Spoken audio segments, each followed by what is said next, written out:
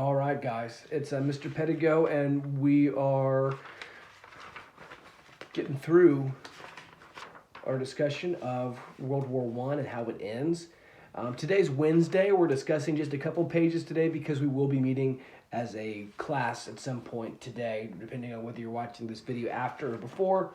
But yeah, so we're looking at just two pages, pages 735 and 736.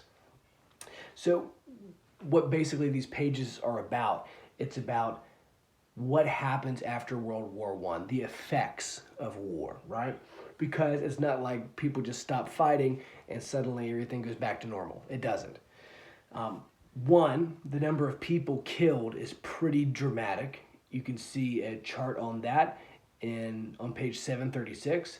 Two, the economic fallout of World War One, the economic consequences of World War One is pretty dramatic too. They talk about how the Allied powers, had spent roughly $145 billion on the war effort, and the Central Powers had spent $63 billion. France and Britain have borrowed large amounts of money from the United States and other countries.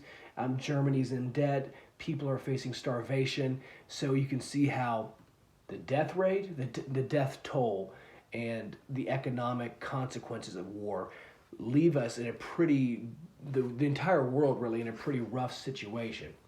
On top of that, what happens is the influenza epidemic of 1918, which is pretty crazy because we're having a global pandemic with the COVID-19 virus, almost exactly 100 years after this happened.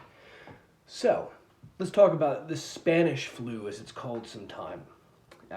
Why was it called the Spanish flu? Why do they call it the Spanish flu? Because the epidemic it was everywhere. It was on the battlefield. People were transmitting on the battlefields in France, and people were getting it in Great Britain. But why were they calling it the Spanish flu? Well, it's interesting because, and you should remember this as an important little tidbit, is the Spanish flu was called the Spanish flu largely because of journalism and reporting.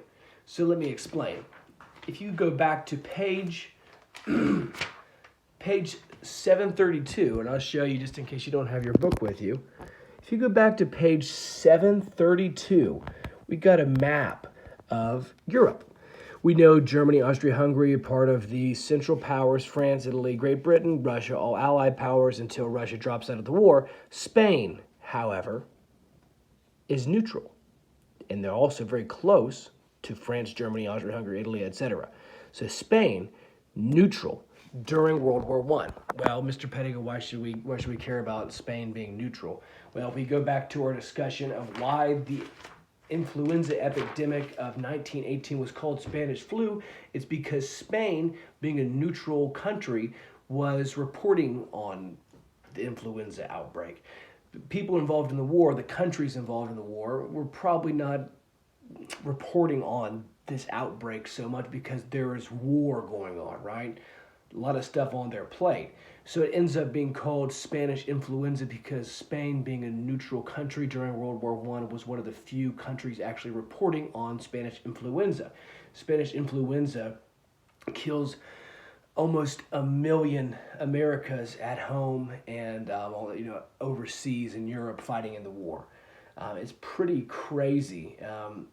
Killing 800,000 people, Americans, is pretty wild, and it makes me thankful that we're living in a time at least where we have easier access to medical treatment. I know that this COVID-19 thing is scary, but I tell you what, count our blessings and hope that this thing blows over soon, because this is a really tough time in world history, because 1918, getting out of World War One, and then going straight into